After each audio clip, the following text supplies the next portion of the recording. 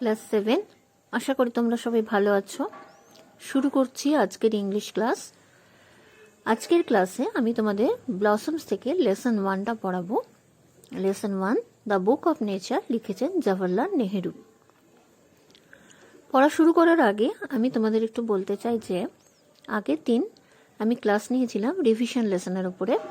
সেখানে আমি অ্যাক্টিভিটিগুলো সলভ করে দিয়েছি 8 অবধি। অ্যাক্টিভিটি 9 থেকে তোমাদের বাকি আছে। আমি নেক্সট গ্রামার ক্লাসে সেগুলো কমপ্লিট করে দেবো। তাহলে আজকে আমাদের পড়া যাক the book of nature, Jawaharlal Nehru. নামটা তোমাদের অতি পরিচিত একটি নাম। আমাদের স্বাধীন ভারতের প্রথম প্রধানমন্ত্রী ছিলেন। তাহলে পড়ার আগে তার সম্বন্ধে আরেকটু কিছু জেনে নেওয়া যাক। Pandit Jawaharlal Nehru was a great freedom fighter and the first prime minister of independent India. Pandit Jawaharlal Nehru ছিলেন মহান স্বাধীনতা সংগ্রামী এবং আমাদের স্বাধীন ভারতের প্রথম প্রধানমন্ত্রী। He was a very good writer as well. সেই সঙ্গে তিনি ছিলেন একজন খুব ভালো লেখক। The discovery of India, glimpses of world history and autobiography are some of his noted works. তিনি যেগুলো লিখেছেন তার মধ্যে দ্য ডিসকভারি অফ ইন্ডিয়া, ভারতের আবিষ্কার, গ্লিমসেস অফ ওয়ার্ল্ড হিস্ট্রি, বিশ্বের ইতিহাসের এক আভাস, এবং অটোবায়োগ্রাফি মানে আত্মজীবনী, এগুলো তার খুব মনে রাখার মতন লেখা। During the late 1920s he wrote a series of letters to his young daughter Indira to share his ideas. 1920 খ্রিস্টাব্দের শেষ দিকে তিনি একগুচ্ছ চিঠি লিখেছেন তার কন্যা ইন্দিরাকে। কি করার জন্য? Two share his ideas, thoughts and knowledge with her. তার চিন্তা ভাবনা, তার ভাবধারা এবং সেই সঙ্গে কিছু জ্ঞান তিনি বিতরণ করেছেন তার কন্যা ইন্দিরাকে। শুধু বিতরণ করেননি, সেই সঙ্গে ভাগাভাগি করে নিয়েছেন, শেয়ার করে নিয়েছেন, অর্থাৎ নিজের মনোভাবটা অন্যের কাছে প্রকাশ করে একটা ভাব বিনিময় করা। These letters were later compiled into a book titled Letters from a Father to His Daughter.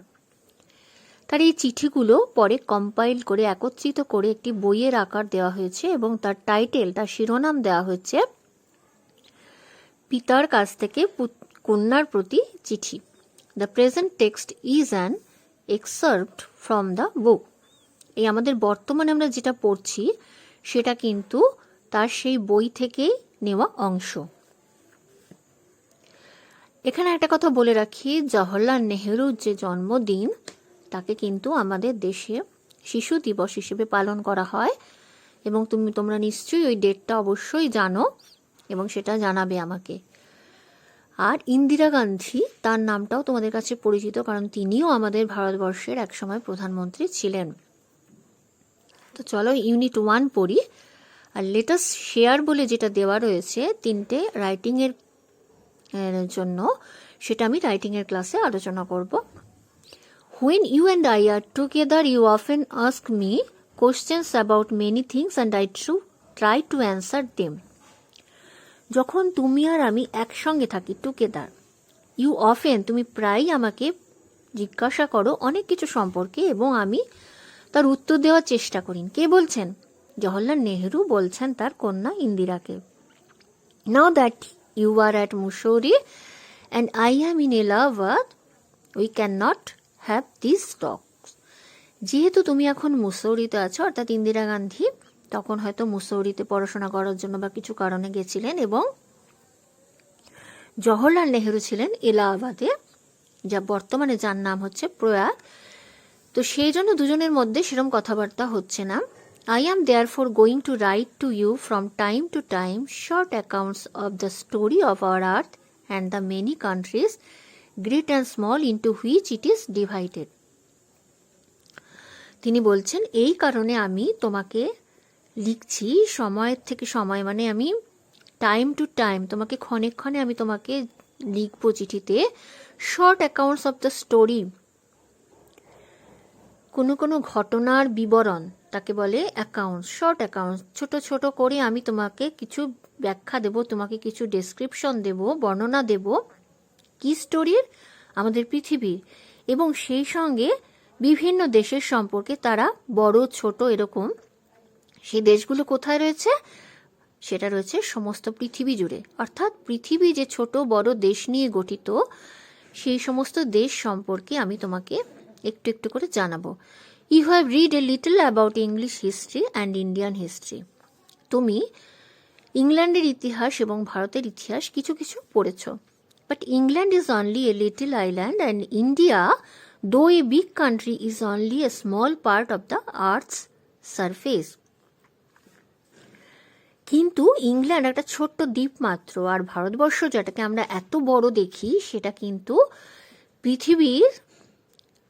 পৃথিবী তলের মধ্যে, মানে আর্থ সারফেস, সারফেস বলতে উপরিতলকে বোঝায়। তাহলে পৃথিবী তলে ইন্ডিয়ার পজিশনটা কোথায়? ইন্ডিয়ার কিন্তু পৃথিবীর মধ্যে একটা ছোট্ট অংশ মাত্র। If you want to know something about the story of this world of ours, we must think of all the countries and all the peoples that have inhabited it. মীরাকিনী বলছেন যে তুমি যদি জানতে চাও এই পৃথিবীর অনেক গল্প সম্পর্কে, তাহলে কিন্তু তোমাকে জানতে হবে পৃথিবীর মধ্যে যে দেশগুলো রয়েছে তার কথা, এবং সেই সঙ্গে ওই সমস্ত দেশে যারা বাস করে সেই মানুষের কথা। যারা বাস করে তারা নিশ্চয়ই আমাদের মতনই মানুষ এবং আমাদেরই মতন তারা তো, and not merely of one little country where we may have been born. এবং সেটা নিশ্চয়ই শুধুমাত্র একটা দেশের কথা আমি বলছি না, সমস্ত দেশের কথাই বলছি। শুধুমাত্র আমি যেখানে জন্মেছি সেটুকুর কথা জানলে হবে না, জানতে হবে সমস্ত দেশের কথা। I am afraid I can only tell you very little in these letters of mine. Jawaharlal Nehru বলছেন, আমি ভয় পাচ্ছি যে আমি হয়তো আমার এই চিঠির মধ্যে দিয়ে খুব কমই তাদের সম্পর্কে বলতে পারবো। But that little I hope will interest you and make you think of the world as a whole. কিন্তু আমার আশা আছে, কি আশা আছে? যে এই বিষয়টা আমি যে তোমাকে লিখছি এটা তোমাকে উৎসাহিত করবে পৃথিবী সম্পর্কে সম্পূর্ণ জানতে, and of others peoples in it as our brothers and sister. আর পৃথিবীর অন্যান্য দেশগুলোতে যারা বাস করে তারা তো আমারই ভাই বোন, তাদের সম্পর্কেও তোমাকে জানতে উৎসাহিত করবে। When you grow up, you will read about the story of the earth and her peoples in fat books, and you will find it more interesting than any other story or novel that you may have read. উনি বলছেন, তুমি যখন বড় হবে তুমি অবশ্যই এই পৃথিবী সম্পর্কে অনেক কিছু পড়বে এবং পৃথিবীর অন্তর্গত যে দেশগুলো তার মানুষগুলোর কথা তুমি জানবে। কোথা থেকে জানবে? ইন ফ্যাট বুকস, অনেক মোটা মোটা বই থেকে পড়বে, অর্থাৎ অনেক ভারী ভারী বই থেকে অনেক কিছু জানবে। কিন্তু আমার মনে হয় তখন তোমার সেটা সব থেকে বেশি আকর্ষণ লাগবে, সব থেকে বেশি ভালো লাগবে কোনো একটা মামুলি গল্প পড়া বা কোনো একটা উপন্যাস পড়ার চাইতেও সেগুলো তোমার কাছে বেশি আকর্ষণীয় মনে হবে। You know, of course, that our earth is very, very old, millions and millions of years old. তো তুমি অবশ্যই জানো, অফকোর্স মানে অবশ্যই, যে তুমি জানো যে এই পৃথিবীর বয়সটা অনেক হয়ে গেছে, লক্ষ লক্ষ বছরেরও বেশি তার বয়স। And for a long, long time, there were no men or women living in it. এবং দীর্ঘ অনেক সময় ধরে এই পৃথিবীতে কিন্তু কোনো নরনারী বাস করতো না। মেন আর ওমেন মানে নরনারী, অর্থাৎ কোনো মানুষই বাস করতো না। Before the men came there were only animals. Before মানে আগে, মানুষ আসার আগে পৃথিবীতে কারা ছিল? ছিল পশু, শুধুমাত্র পশু। And before the animals there was a time where no kind of life existed on the earth. এবং এই পশুরা আসার আগে এমন একটা সময় ছিল যখন এই পৃথিবীর মধ্যে কোনো প্রাণেরই অস্তিত্ব ছিল না। এক্সিস্ট করা মানে থাকা বা অস্তিত্ব রাখা। তাহলে এক্সিস্টেড পাস্ট টেন্স বলা হয়েছে, অতীতকালে দেখা গেছে, মানে এমন একটা সময় ছিল যখন পৃথিবীতে কোনো প্রাণের অস্তিত্ব পাওয়া যায়নি। কেন বলো তো? It is difficult to imagine this world of hours which is so full today of all kinds of animals and man to B without them. আমরা কিন্তু কল্পনাই করতে পারে না। ডিফিকাল্ট টু ইমাজিন, ডিফিকাল্ট মানে কঠিন, টু ইমাজিন কল্পনা করাও কঠিন যে এরকম একটা পৃথিবীর কথা, যখন পৃথিবীতে কিচ্ছু ছিল না। কেন কল্পনা করা যায় না? কারণ এখন পৃথিবীর দিকে তাকালে আমরা দেখতে পাবো যে এখানে কত রকমের পশু, মানুষ, সমস্ত কিছু দিয়ে এই পৃথিবীটা পুরো প্যাকড আপ, অর্থাৎ পুরো ভর্তি। But scientists and those who have studied and thought a great deal about these matters tell us that there was a time when the earth was too hot for any living being to live on it. তাহলে এই লাইনটার মধ্যে আমরা উত্তরটা পেয়ে গেলাম। কি পেয়ে গেলাম? যে বিজ্ঞানীরা যারা এই সমস্ত বিষয় নিয়ে অনেক গবেষণা করেছেন, অনেক কিছু তথ্য জোগাড় করেছেন, তারা আমাদের বলছেন যে হ্যাঁ, সত্যি এরকম একটা সময় ছিল যখন পৃথিবীতে প্রাণের অস্তিত্ব ছিল না। তার প্রধান কারণ হচ্ছে পৃথিবী তখন ছিল টু হট। তোমরা জানো টু কথাটা কিন্তু ভেরির সাবস্টিটিউট হিসেবে ব্যবহার করা হয়, অর্থাৎ ভীষণই গরম ছিল এই পৃথিবী, এতটাই উত্তপ্ত ছিল যে তখন কোনো প্রাণের অস্তিত্ব থাকে না। And if we read their books and study the rocks and the fossils, the remains of old animals, we can ourselves see that this must have been so.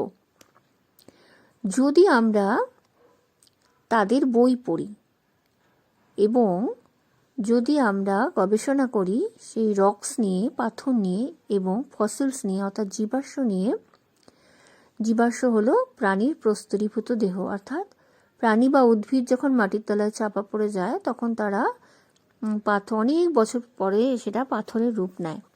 We can ourself see that this must have been so. তাহলে আমরা বুঝতে পারবো যে আমরা যা শুনছি তা কিন্তু সবটাই সত্যি।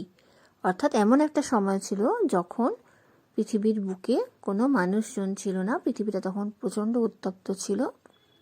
এই প্রমাণ আমরা পেয়ে যাব। তাহলে আমাদের এটা আজকে শেষ হলো। এখানে একটা ওয়ার্ড নেস্ট আছে, আমি সেই ওয়ার্ড নেস্টের সঙ্গে আমি কিছু ওয়ার্ড নিজে যুক্ত করে দিয়েছি, দেখো সেগুলো তোমাদের অবশ্যই কাজে লাগবে আশা করি। আর সেই সঙ্গে অ্যাক্টিভিটিগুলো আমি সলভ করে দিয়েছি।